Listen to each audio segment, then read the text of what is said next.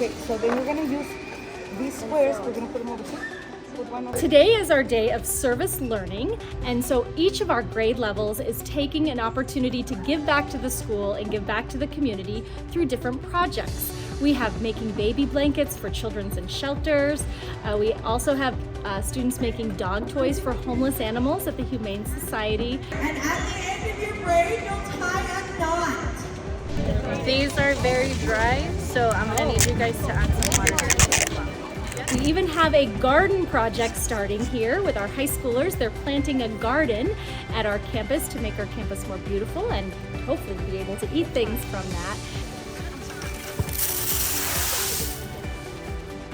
And we even have students writing letters to service members serving overseas for part of Operation Gratitude. Make sure that you only write your first name and you can tell them thank you for their service. Dear hero, thank you for your service. I'm very grateful for what you do for all of us. Going overseas, but it must be hard being away from your loved ones, but you're a hard worker. Well, I'm pretty sure it's gonna give them motivation, oh, I'm doing something good, and they're grateful, so they can get up out of bed knowing that they're doing good for someone else. And the girls have this great opportunity of being in this single gender school that was created for them.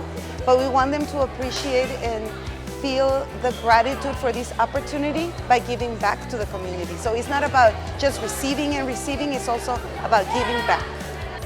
It makes me feel so grateful and happy that I came to this school and I'm able to help these people that are in need and help other people. It's our way of saying thank you for all that you do and we appreciate you. In addition to our strong academic core curriculum, we provide enrichment activities that really help support the social emotional needs of our girls and really support them becoming leaders in the community.